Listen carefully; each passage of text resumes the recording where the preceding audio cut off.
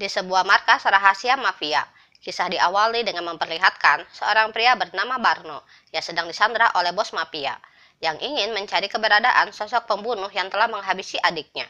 Di mana si bos mengaku sudah membunuh anak dan istri dari pembunuh itu, namun menganggap jika hal tersebut tidak sepadan dengan nyawa adiknya.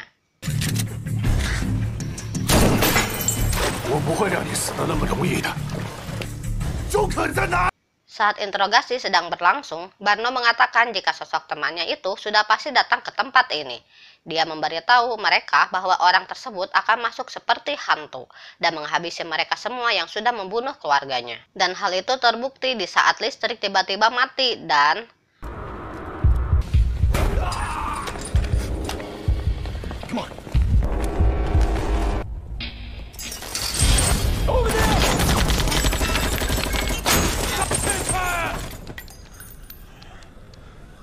orang itu bernama Zhouke, dan benar adanya, Zhouke dengan mudahnya menghabisi mereka semua.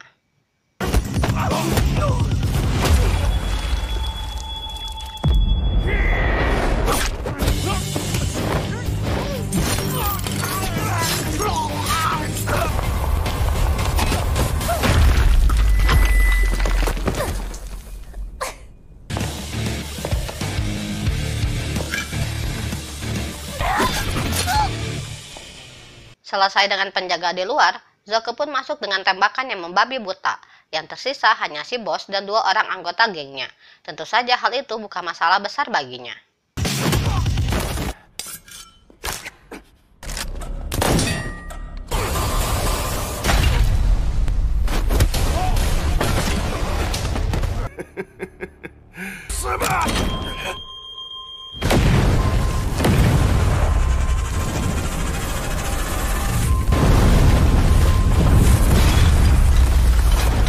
Si bos yang melarikan diri ditemui anak buahnya yang bernama Ruan.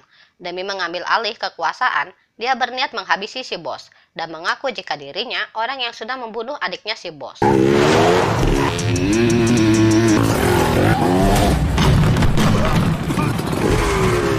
Zhouke yang selamat dari ledakan juga datang ke sana untuk membalaskan dendam, di mana Ruan juga yang mengaku sudah menghabisi keluarganya.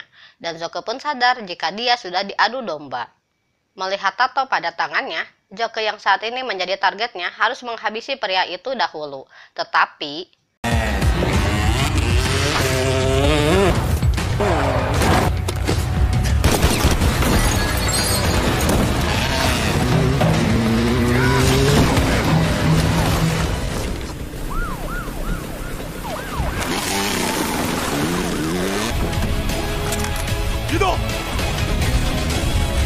berita pembantaian kepada kelompok mafia tersebut langsung tersebar di televisi dan diduga Zhouke adalah tersangka utamanya. Karena bukti kejahatan si bos yang belum terungkap, membuat Zhouke harus mendapatkan hukuman 9 tahun penjara. Dan selama itu juga selalu ada orang lain yang berusaha membunuhnya.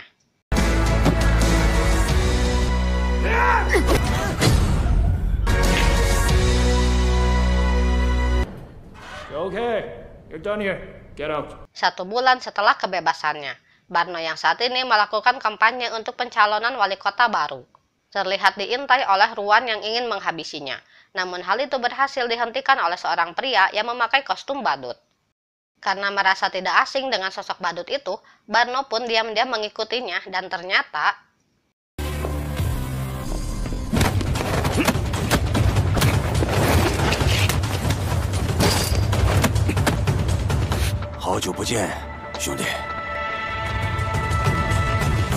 setelah 9 tahun tidak bertemu, mereka mengobrol. Zhouke penasaran akan sosok yang ingin membunuh Barno. Di mana Barno tidak mengenal sosok itu. Barno pun meminta Zhouke agar ikut kerja bersama kompanyenya. Namun Zhouke menolak, mengingat statusnya yang bisa saja mencoreng nama baik sahabatnya.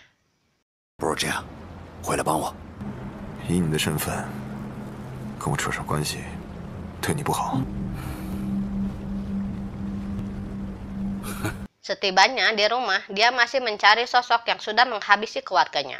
Kini dia menargetkan seorang polisi bernama Suze dan putrinya bernama Ling. Maka dari itu, dia menjadi badut untuk mendekati anaknya. Dan terlihat mereka pun langsung akrab, bahkan Ling meminta Zhouke untuk datang ke acara sekolah sebagai wali pengganti orang tuanya. 真的，先生叔叔，要不明天的亲子课你陪我来，我的抛弃节目就表演不了了。玲玲，玲玲，你干嘛呢？洛伊来了，我得回家了。我们说定了。Saat itu, Ling pulang karena jemputannya datang. Namun Zoke melihat seorang pria di motor yang memiliki tato pada tangannya. Dan menyadari Ling yang sedang dalam bahaya langsung menyelamatkannya dan memeriksa tangan si pria itu.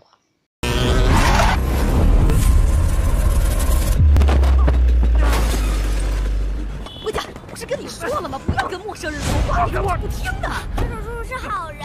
什么好人？ Di tempat lain, Ruan yang mengambil alih bisnis setelah menghabisi si bos, saat ini menginterogasi seseorang yang diduga memiliki flash disk berisi bukti kejahatannya. Di mana pria yang bernama Gauzi itu terus mendesak orang tersebut agar buka mulut sehingga si Sandra terpaksa memberitahukan posisi flash disk itu yang tersimpan dalam boneka beruang. Esoknya Gauji bersama geng lantas mendatangi kediaman Ling yang rupanya menyimpan boneka itu. Karena tidak menemukannya, dia pun menginterogasi asisten rumah tangga dan setelah mendapatkan jawaban, dia pun membunuhnya. Salah satu dari mereka menemukan tablet yang menampilkan lokasi keberadaan Ling saat ini. Ling yang sedang mengikuti acara sekolah merasa sedih karena teman sekelasnya didampingi oleh orang tua. Dia pun diejek oleh temannya karena tidak didampingi oleh siapapun. Dan tak lama, Zoke datang langsung menampilkan trik badut.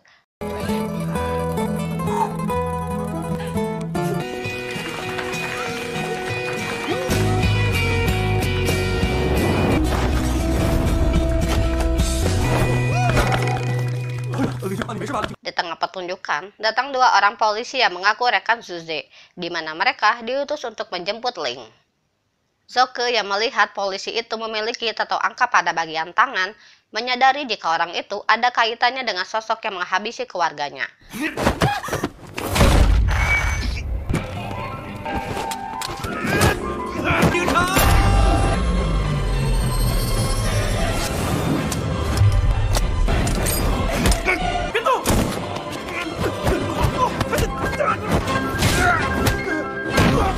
Setelah membuat polisi tak sadarkan diri, Zoke terlihat heran karena pergelangan tangan mereka yang memiliki tato. Namun karena belum tahu tujuannya mendekati Ling, dia tidak punya pilihan selain mengamankannya terlebih dahulu. Di mana dia dihadang anak buah Ruan yang berusaha menghentikannya.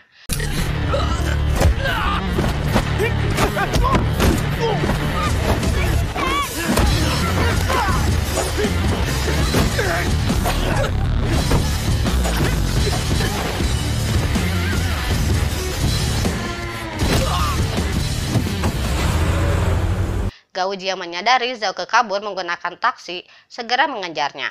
Dia mencoba menyeretnya ke tepi jalan demi mendapatkan Ling dan akhirnya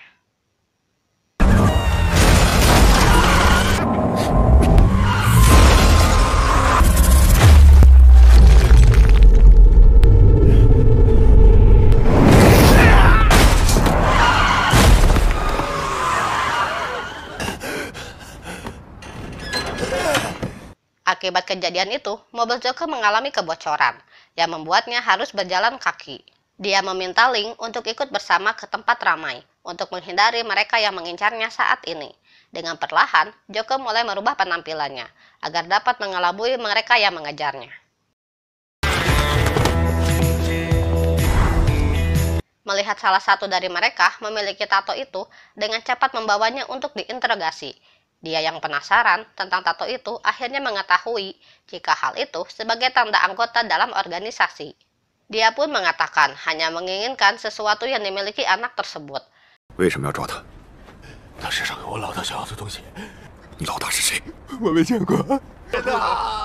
Karena polisi mulai berdatangan, Zoke membawa Ling pergi dari sana. Namun di tengah perlarian, dia dihadang polisi wanita bernama Nan, berniat menangkapnya. Dan mereka terlibat perkelahian dengan Ling yang memintanya agar berhenti karena mengenal polisi wanita itu. 不要伤害楠楠姐姐，她是我爸爸的同事。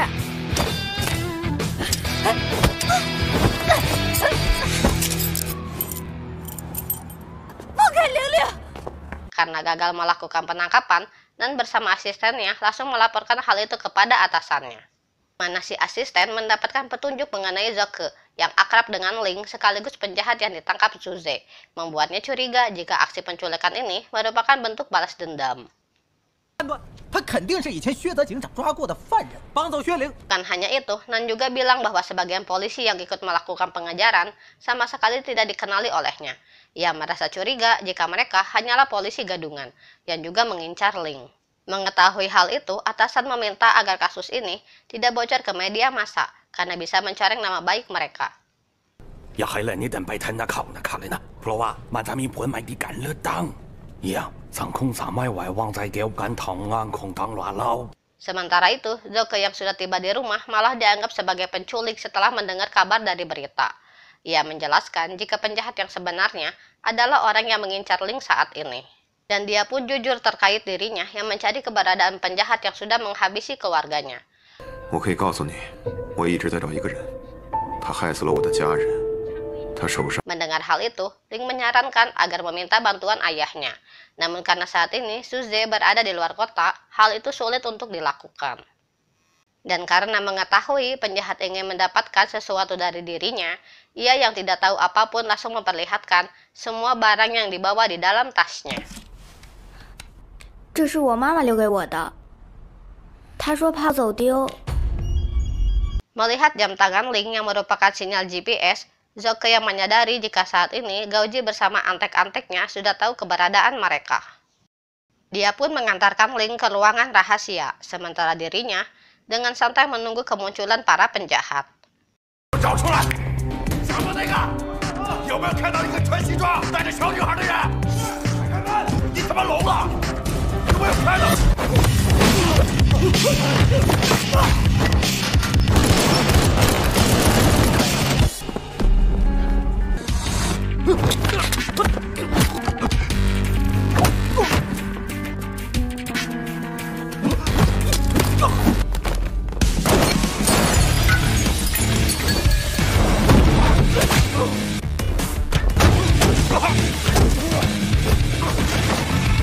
Selesai mengalahkan mereka semua dengan mudah, Zoke dihampiri Gauji yang mengajaknya duel secara jantan. Akan tetapi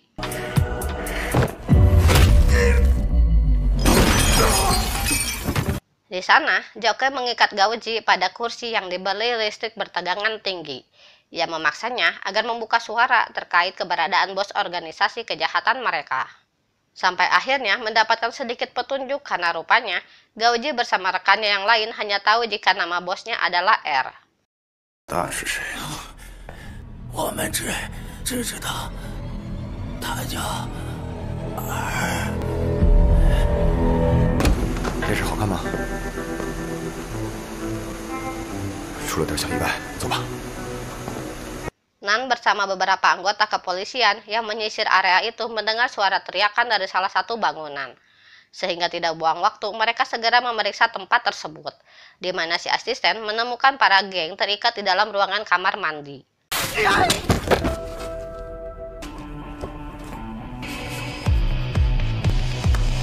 Sementara itu, Zoke bersama Ling yang lebih dulu meninggalkan lokasi, kini tiba di sebuah tempat yang akan menjadi persembunyian mereka. Sedangkan Gauji yang diketahui gagal menjalankan misi harus mendapatkan hukuman dari si bos. 另外了，嘅咪拍裙帶。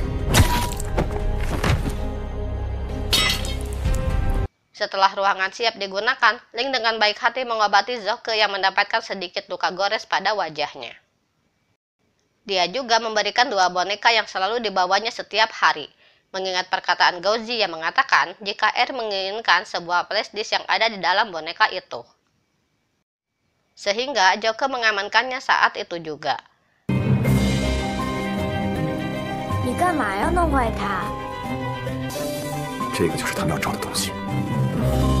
Di kantor polisi, Suze yang sudah kembali datang lantas melakukan rapat terkait Zoke, di mana dia rupanya merupakan mantan agen rahasia terhebat di dunia.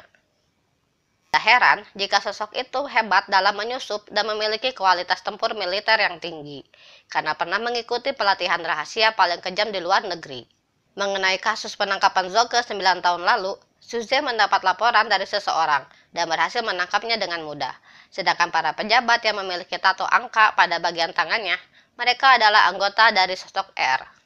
Dia merupakan mantan anak buah si bos mafia yang dihabisi R demi mengambil alih kekuasaannya. 我話萬就擼兩緊弊啊兩嗱，牛弊話ทุกคนต้องแลนปีคดีนี้ก่อน Esok harinya setelah melihat isi dari flashdisk itu, Zoke mengantarkan Ling untuk menaiki biang lala. Sementara dirinya segera menuju ke area lain untuk menggali informasi terkait keberadaan Ruan. Di mana si bos pemilik tempat itu mengatakan jika R sedang mempersiapkan pesanan narkoboy di salah satu pabrik dekat dermaga. Sehingga Zoke menyuruhnya untuk melaporkan hal itu kepada pihak polisi. Berkat laporan itu, pihak polisi berhasil memberantas satu pabrik pembuatan bubuk haram. Mana Ruan yang tentu saja menjadi emosi karena mengalami kerugian yang besar, sehingga pemilik tempat yang membocorkan masalah langsung diberikan hukuman. Polisi yang sadar jika Zoke, orang yang memberantas kasus semalam, dibuat penasaran apa tujuan anggota R ingin mendapatkan Ling. Hingga Zuze akhirnya memberitahu jika masalah ini bukan bentuk balas dendam kepadanya, melainkan untuk mendapatkan flashdisk berisi kejahatan organisasi, karena dulu dirinya memiliki seorang mata-mata namun sayangnya ketahuan saat sudah memberikan flashdisk tersebut.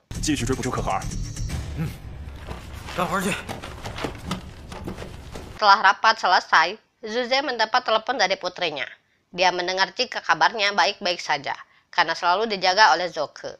Menyuruhnya agar menunggu jemputan, namun Zoke yang menyadari hal itu segera membawa Ling pergi dan menghubungi Zuze untuk mengajaknya ketemu nanti malam. 晚上12点，飞起码头，你一个人来。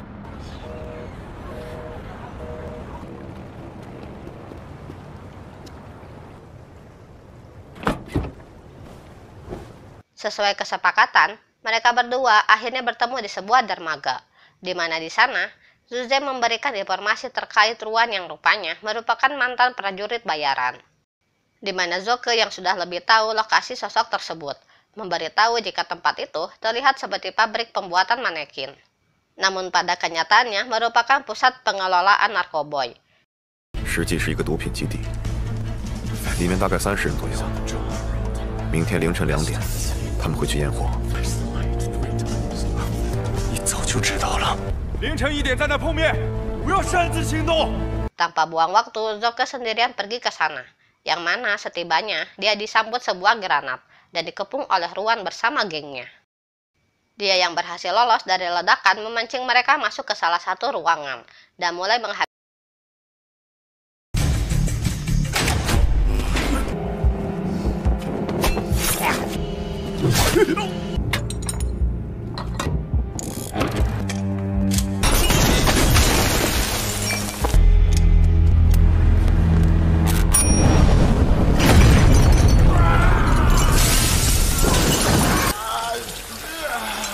Setelah anak buahnya terbantai, Ruan menceritakan masa lalunya yang ternyata juga pernah mengikuti pelatihan rahasia. Namun sayangnya, pada sesi latihan tingkat rendah, dia kalah telak dari Zoke, sehingga dikeluarkan karena mengalami pincang.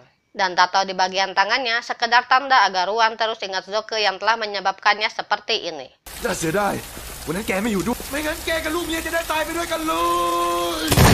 Zoke yang mendengar ocehan Ruan yang senang karena menghabisi keluarganya, dia yang semakin emosi segera menghajarnya. Namun di waktu yang sama, Zuze datang ke sana dan meminta agar masalah ini diserahkan kepada pihak polisi, sehingga Zoke tidak jadi menuntaskan balas dendamnya. 这里交给我来处理。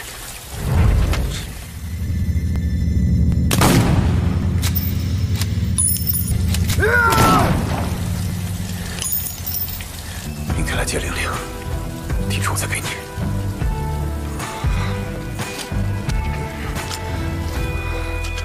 Esok harinya, Zoke yang baru terbangun diajak Ling untuk mampir ke sebuah taman bermain, sebelum diantarkan kepada ayahnya. Dengan kostum badutnya, dia menghabiskan hari terakhir dengan kebahagiaan. Dan setibanya Zuze di tempat itu membuat Zoke dilema karena perpisahan mereka. 全面对阮浩犯罪集团进行调查了。玲玲，我们回家吧。 Melihat orang yang mencurigakan dari balik kaca cembung, Zoke mengikutinya hingga masuk ke kamar mandi dan memeriksa isi ruangan hingga bertemu dengan sosok itu. Dan setelah berhasil dihabisi, Zoke dibuat terkejut saat melihat Ruan yang tidak diamankan oleh pihak polisi. Karena ternyata sosok yang diinterogasi oleh Ruan waktu itu adalah Zuze, sehingga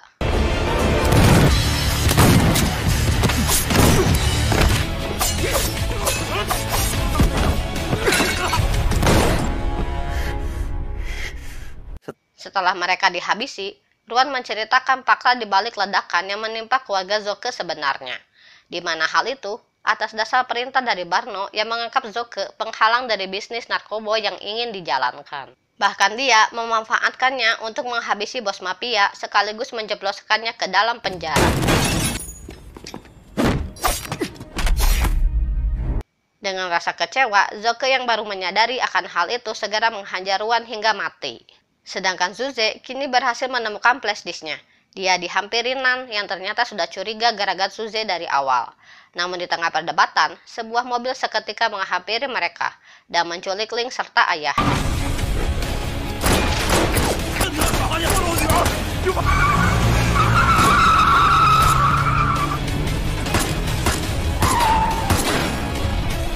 Menyadari Ling dalam bahaya, Zoke segera bergegas demi mencari kebenaran. Namun baru saja akan menaiki taksi, dia malah dihadang oleh Nan. Merasa tidak memiliki waktu lagi, Zoke pun memberikan perlawanan sampai akhirnya tahu alasan Nan yang ingin meminta kerjasama demi menyelamatkan Ling yang diculik. 现在警长和薛灵已经被带走了，你跟警方合作，我们一起救出他们。中了！你已经被包围了，放下枪！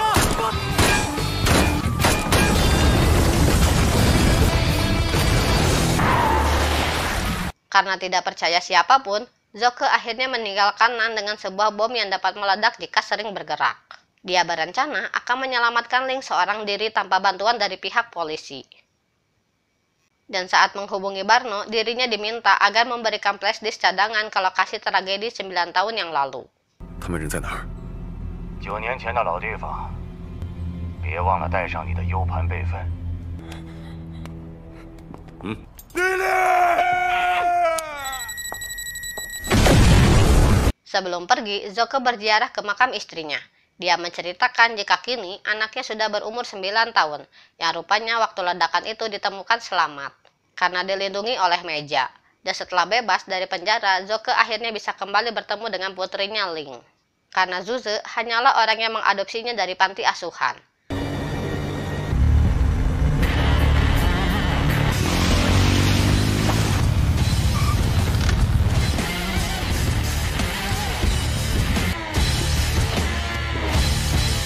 Setibanya di lokasi, Zoke mulai menghabisi anak buah Barno yang sedang berjaga. Dengan kemampuan yang dimilikinya, tentu saja dengan mudahnya mengalahkan mereka semua.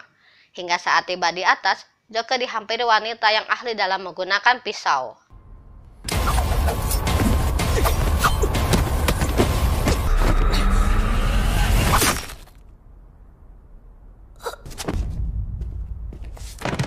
Sesampainya di ruangan si Barno, Zoke memberikan flashdisk yang diinginkannya. Namun saat meminta Ling untuk dibebaskan, Barno memancing amarahnya, sehingga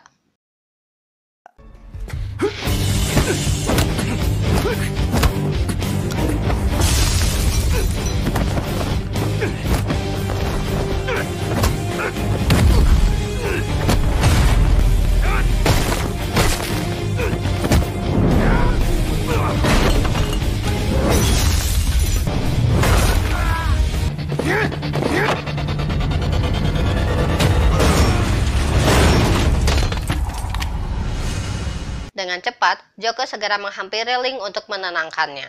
Dia menyuruhnya agar jangan bergerak demi bisa melepaskan bom pada tangannya. Namun saat itu, Barno kembali bangkit dan menusuknya dari belakang. Dan dia berlari setelah menekan tombol pemicu ledakan. Tetapi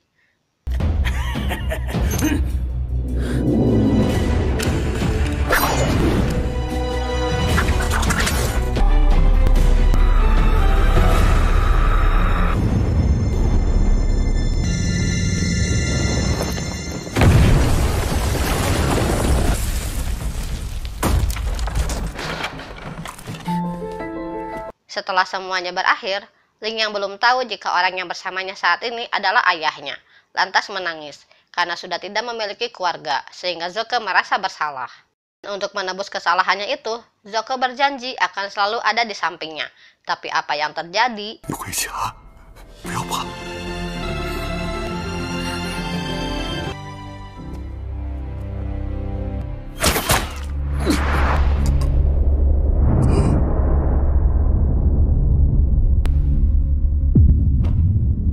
Saat sakaratul maut, Ling melihat bayi dalam foto memiliki tanda lahir sepertinya.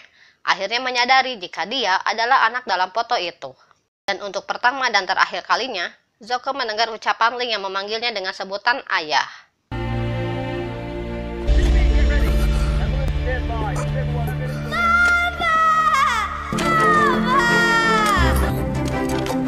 Nan yang baru saja datang memperlihatkan flashdisk berisi bukti kejahatan yang dilakukan oleh Luan.